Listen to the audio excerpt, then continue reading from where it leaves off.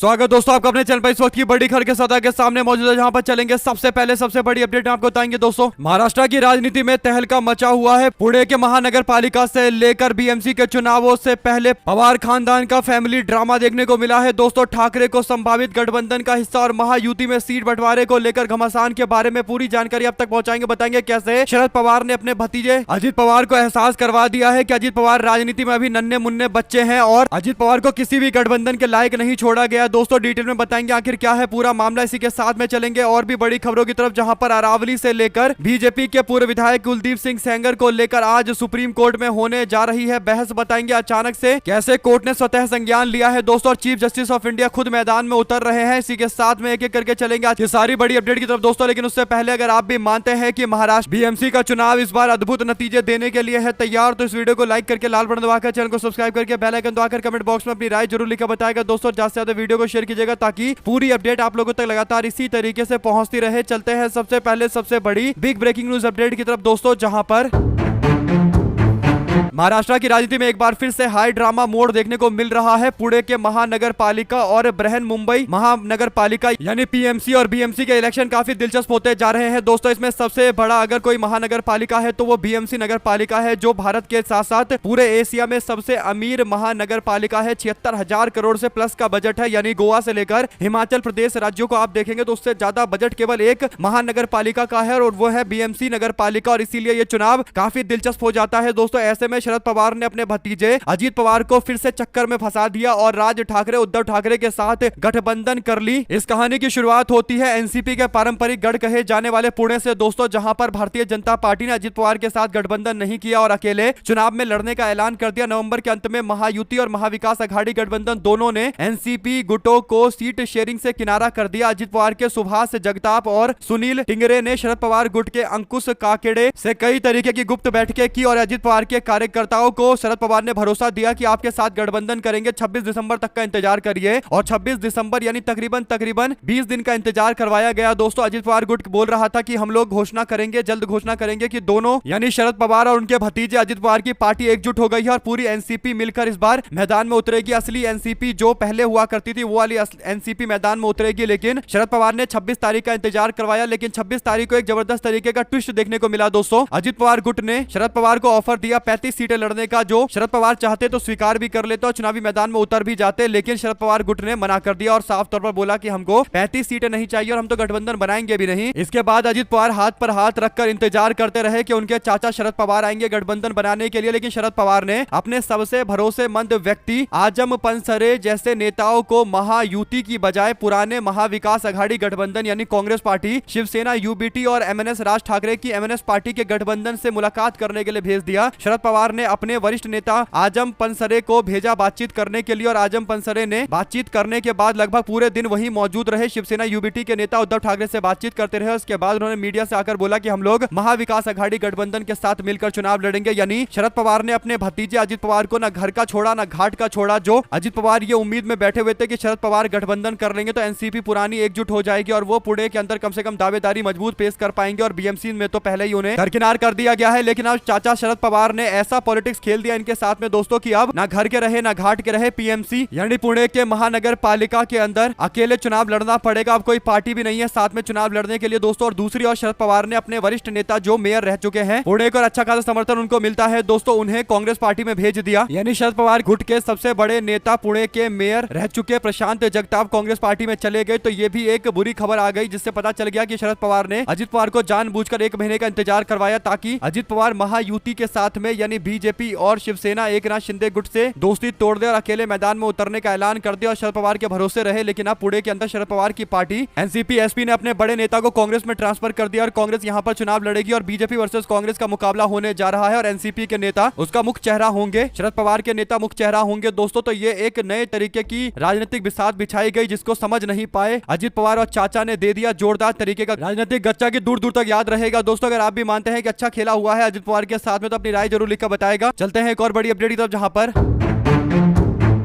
BMC के चुनाव के अंदर भी अजित पवार को कोई पूछने को तैयार नहीं है। अजित पवार से अलग बीएमसी के चुनाव को लेकर सीट बंटवारे पर देर रात जग जग कर बैठकें चल रही है। मुंबई के अंदर सियासत में सबसे अहम माने जाने वाले बीएमसी में सत्तारूढ़ महायुति गठबंधन ने एक बड़ा कदम उठाया और लंबी बैठकों और मंथन के बाद बीजेपी और एकनाथ शिंदे गुट के बीच में 128 और 79 सीट का आंकड़ा तैयार कर लिया गया है। यानी यहां पर भी अजित पवार गुट के बारे में कुछ भी नहीं सोच विचार किया गया दोस्तों। और दूसरी ओर कांग्रेस पार्टी ने यह बोला था कि वो अकेले चुनाव लड़ेगी ताकि अजित पवार को लगे कि कांग्रेस भी शायद अकेले लड़ेगी। इसका मतलब एनसीपी शरद पवार गुट भी अकेले मैदान में तो उतरने की कोशिश करेगी, नहीं तो उनको गठबंधन सहयोगी चाहिए। तो इसीलिए अजित पवार ने अपने चाचा को ऑफर दिया था। लेकिन ये कांग्रेस पार्टी के गेम प्लान का ही नतीजा था दोस्तों। वो चाहते थे कि शरद पवार से बातचीत करते रहे और इसी तरीके से फंसे रहे अजित पवार। और आखिरकार लास्ट में शरद पवार ने धोखा देते हुए अब एमएनएस और शिवसेना के साथ में गठबंधन बनाने पर मोहर लगा दी है। और कांग्रेस पार्टी ने भी कहा है कि वो वंचित बहुजन अघाड़ी के साथ साथ शिवसेना यूबीटी के साथ में भी गठबंधन को लेकर बातचीत कर रही है। यानी महाविकास अघाड़ी गठबंधन में इस बार दो और बड़ी पार्टियां ज्वाइन कर जाएंगी दोस्तों। एक तो है एमएनएस पार्टी जिसका खुद का मराठी वोटों में दावेदारी काफी ज्यादा है और बीएमसी के चुनाव में तकरीबन 45% के आसपास मराठी मतदाता होते हैं जो तय करते हैं कि आखिर चुनाव की दिशा क्या होगी। साथ में वंचित बहुजन अघाड़ी भी आने को तैयार है दोस्तों। यानी प्रकाश आंबेडकर भी जो दलित समाज के बीच में अच्छी खासी अपनी पकड़ रखते हैं वह भी साथ देंगे। तो कहीं ना कहीं अच्छा नतीजा निकलकर सामने आएगा महाविकास अघाड़ी गठबंधन के लिए। आप लोग अपनी राय जरूर लिखकर बताएगा। ज्यादा से ज्यादा वीडियो को शेयर कीजिएगा दोस्तों। चलते हैं एक और बड़ी अपडेट की तरफ जिसमें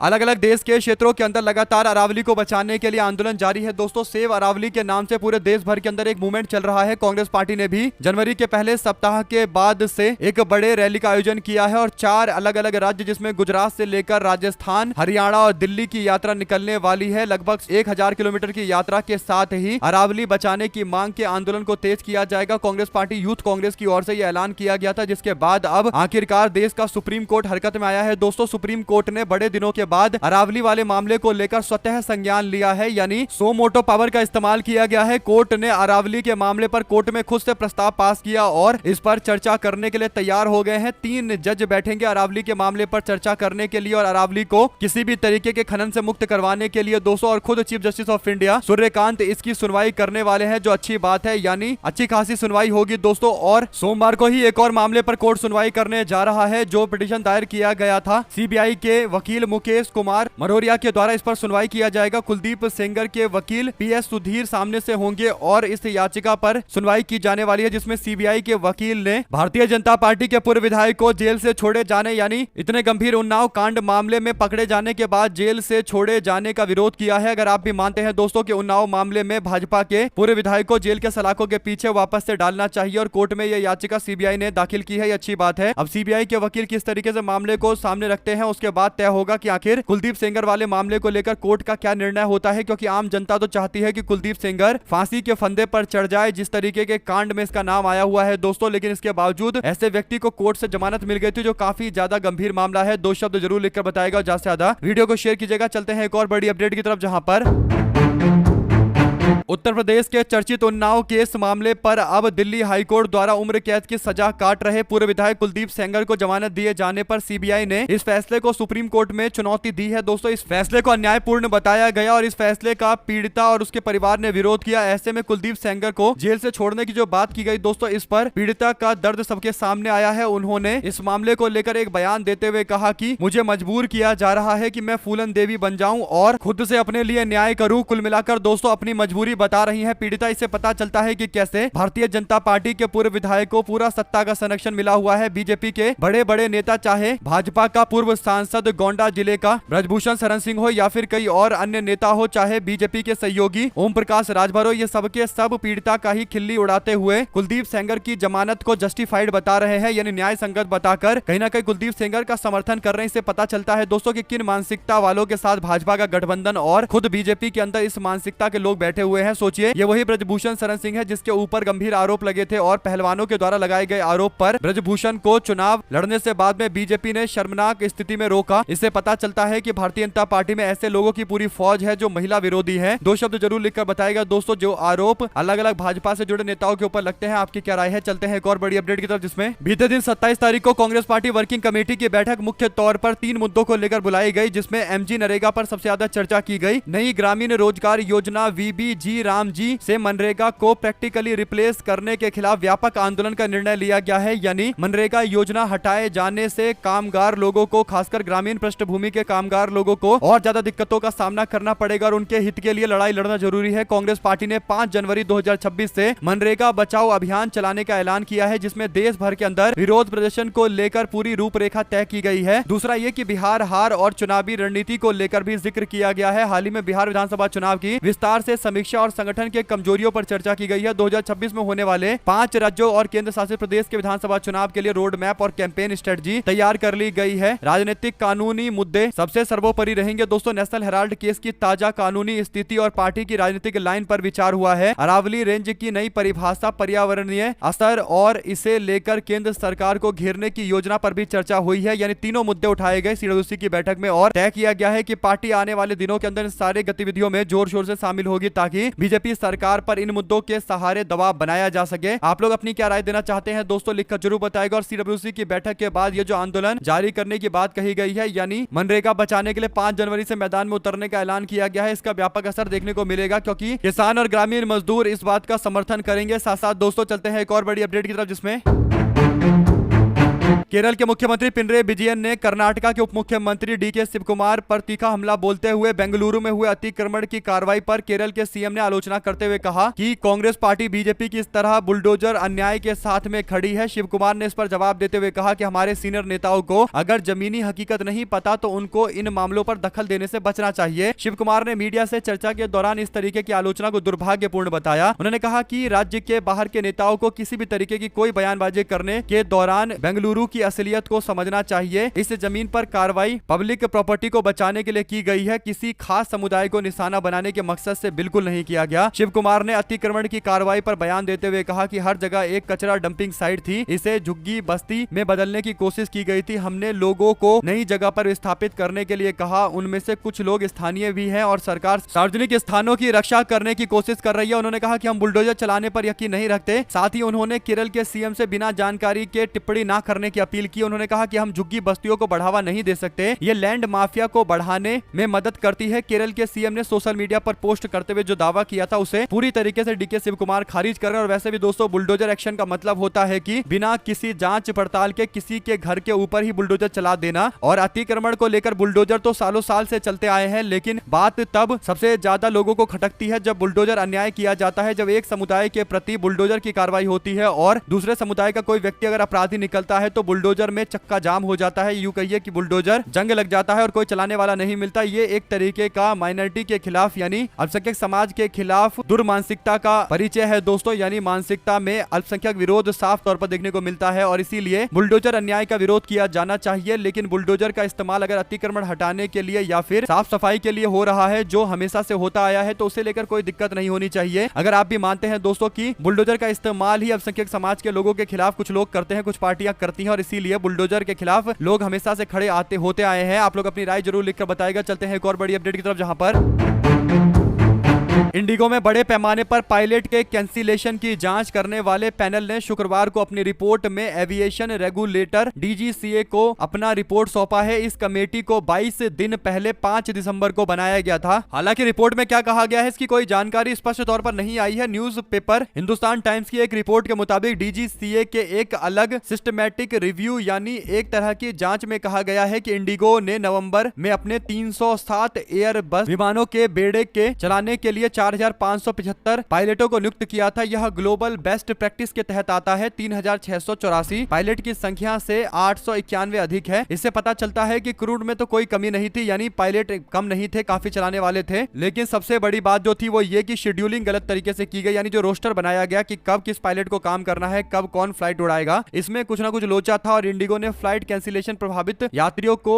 10,000 रुपए का ट्रेवल वाउचर देने का ऐलान किया है। अब दोस्तों, दूसरी जो रिपोर्ट है वो तो सरकार ने जारी नहीं की है और उसकी कोई भनक भी नहीं है। सरकार को पब्लिक दस्तावेज के तौर पर इसको दिखाना चाहिए और बताना चाहिए कि आखिर किन कारणों से इंडिगो के फ्लाइट इतने देरी से चले, या फिर लोगों को हर चीज में दिक्कतों का सामना करना पड़ा। कोई अपनी शादी में नहीं जा पाया, कोई अपना परीक्षा देने नहीं जा पाया, कोई अपने जरूरी बिजनेस के काम से नहीं जा पाया। तो ये जो लॉस हुए हैं इसकी भरपाई कौन करेगा? मात्र 10,000 के वाउचर से क्या हो जाएगा? एक बार के फ्लाइट का प्राइस इससे ज्यादा है। आप लोग क्या कहना चाहते हैं दोस्तों? अपनी राय जरूर लिखकर बताएगा। ज्यादा से ज्यादा वीडियो को शेयर कीजिएगा। चलते हैं एक और बड़ी अपडेट की तरफ, जहां पर समाजवादी पार्टी ने घोसी के उपचुनाव के लिए अपने उम्मीदवार के नाम का ऐलान कर दिया है। पिछले दिनों घोसी में समाजवादी पार्टी के विधायक सुधाकर सिंह का अचानक से निधन हो जाता है। नियम के अनुसार खाली चल रही सीट पर 6 महीने के अंदर चुनाव कराए जाएंगे। सपा के प्रमुख अखिलेश यादव ने सुधाकर सिंह के बेटे सुजीत सिंह को सपा से टिकट फाइनल कर दिया और सुजीत से पूर्व में ब्लॉक प्रमुख भी रह चुके हैं, यानी सुजीत पहले नेता के तौर पर काम कर चुके हैं, ब्लॉक प्रमुख रह चुके हैं। जनता की भावना, जनता की सुधाकर सिंह के परिवार के प्रति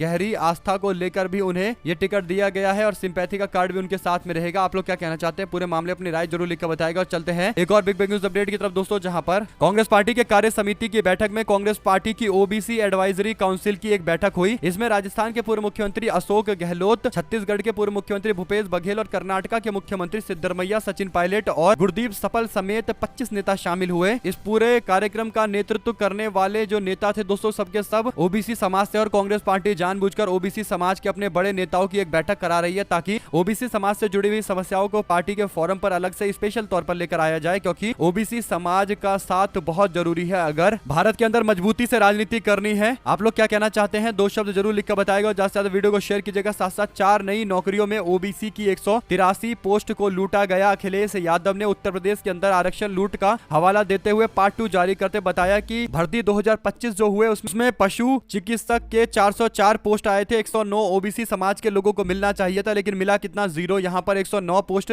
लूट लिए गए, पद लूट लिए गए। और स्वास्थ्य शिक्षा अधिकारी के 221 पोस्ट निकले थे, उसमें से 60 ओबीसी समाज को मिलना चाहिए था, मिला मात्र 20, यानी 40 सीटें यहाँ भी कम दी गई। चिकित्सा अधिकारी यूनानी को लेकर 25 सीटों पर भर्ती निकली थी, जिसमें से 6 पर ओबीसी समाज को आगे करना था, लेकिन मात्र 3 सीटें दी गई। चिकित्सा अधिकारी आयुर्वेद में 168 सीटें निकली, जिसमें 45 ओबीसी समाज को दी जानी चाहिए, लेकिन दी गई मात्र 15। यहाँ पर भी 30 सीटों की कटौती की गई। तो केवल इन्हीं आंकड़ों को अगर आप जोड़ लेंगे दोस्तों, तो कम से कम 183 सीट 4 नौकरियों में ही ओबीसी समाज की खत्म कर दी गई। बिना संशोधित पदों की भर्ती की तैयारी। बीजेपी सरकार 69,000 शिक्षक भर्ती घोटाले में सुप्रीम कोर्ट के अंदर सरकारी अधिवक्ता नहीं भेजती और केस के तारीख को जानबूझकर टलवाया जाता है। जब समाजवादी पार्टी पीडीएफ पंचायत करके गांव-गांव इन मुद्दों को उठाती है तो वहां पर स्वजातीय पुलिस भेजकर पीडीएफ पंचायत को रोक दिया जाता है। वहीं सीधे जाति के नाम पर विधायक की बैठक होने दी जाती है। ओबीसी समाज ने ठाना है कि 2027 में बीजेपी को उत्तर प्रदेश से भगाना है, अपनी पीडीएफ सरकार का परचम लहराना है। आप लोग क्या कहना चाहते हैं इस पूरे मामले पर अपनी राय जरूर लिखकर बताएगा और ज्यादा से ज्यादा वीडियो को शेयर कीजिएगा। चलते हैं एक और बड़ी अपडेट की तरफ दोस्तों, जहां पर पंजाब के मुख्यमंत्री भगवंत मान की टॉप पुलिस अधिकारियों के साथ में मीटिंग हुई है। गैंगस्टर, ड्रग और नेटवर्क पर एक्शन लेने को लेकर रिपोर्ट मांगी गई है। पंजाब के मुख्यमंत्री भगवंत मान ने राज्य के अंदर कानून व्यवस्था को और मजबूत करने के उद्देश्य से पुलिस विभाग के वरिष्ठ अधिकारियों के साथ एक अहम समीक्षा बैठक की है। इस बैठक में राज्य के अंदर आंतरिक सुरक्षा, अपराध नियंत्रण और ड्रग के नेटवर्क और गैंगस्टरिज्म के खिलाफ चल रही कार्रवाई की विस्तार से समीक्षा की गई है। बैठक के दौरान मुख्यमंत्री ने अधिकारियों को स्पष्ट कर दिया है और निर्देश दिया है कि कानून व्यवस्था से कोई समझौता नहीं किया जाएगा। आम जनता की सुरक्षा सरकार के लिए सर्वोच्च प्राथमिकता है और उन्होंने कहा कि पंजाब को नशा मुक्त और अपराध मुक्त बनाने के लिए सरकार और पुलिस पूरी तरीके से समन्वय के साथ काम कर रही है। ऐसे में आपकी क्या राय है दोस्तों, लिखकर जरूर बताएगा। और पंजाब के अंदर भी 2027 में इलेक्शन होने वाले हैं और अगर लॉ एंड ऑर्डर अच्छा रहेगा तो फिर पंजाब के लोग आम आदमी पार्टी के बारे में वापस से सोच सकते हैं, क्योंकि पंजाब में लॉ एंड ऑर्डर का मामला भी एक बहुत बड़ा मुद्दा होता है। आप लोग क्या कहना चाहते हैं, लिखकर जरूर बताएगा दोस्तों। और मुंबई महानगर पालिका चुनाव भी काफी अद्भुत है। यहाँ पर उद्धव ठाकरे और राज ठाकरे मिलकर चुनाव लड़ रहे हैं, तो बीजेपी वाले ठाकरे परिवार को हिंदुत्व की सीख देते हुए उद्धव ठाकरे और राज ठाकरे को फर्जी हिंदू बताने की कोशिश कर रहे हैं, धर्म विरोधी बताने की कोशिश कर रहे हैं। इससे पता चलता है कि बीजेपी वाले इतने अहंकार में आ चुके हैं दोस्तों कि शिवसेना पार्टी जो भारतीय जनता पार्टी से कट्टर हिंदुत्ववादी पार्टी मानी जाती थी एक टाइम में, और बीजेपी वाले शिवसेना के साथ मिलकर चुनाव इसलिए लड़ते थे ताकि हिंदू वोट उनको मिले और महाराष्ट्र में बीजेपी का अस्तित्व बचा रहे। लेकिन अब एमएनएस पार्टी और उद्धव ठाकरे की पार्टी को धर्म विरोधी बताया जा रहा है। इसी से आप समझ सकते हैं कि भारतीय जनता पार्टी के लोगों की मानसिकता किस तरीके की है दोस्तों। अगर बीजेपी के साथ कोई मिलकर राजनीति करता है तो वो धर्म का समर्थक हो जाता है, और जब बीजेपी के खिलाफ खड़ा हो जाता है तो वो धर्म के खिलाफ हो जाता है। इसी से पता चलता है कि भाजपा वाले सुविधा की राजनीति करते हैं, जहां पर उनको सुविधा मिलता है वहां पर जाकर उनके साथ लगाव दिखाते हैं और जैसे ही काम निकल जाता है उसके बाद से एकदम पलट जाते हैं। सोचिए दोस्तों कि ठाकरे परिवार के लोगों को हिंदुत्व विरोधी बताया जा रहा है, कितना दुर्भाग्यपूर्ण और कितना ही हास्यास्पद मामला है। चलते हैं एक और बड़ी अपडेट की तरफ, जिसमें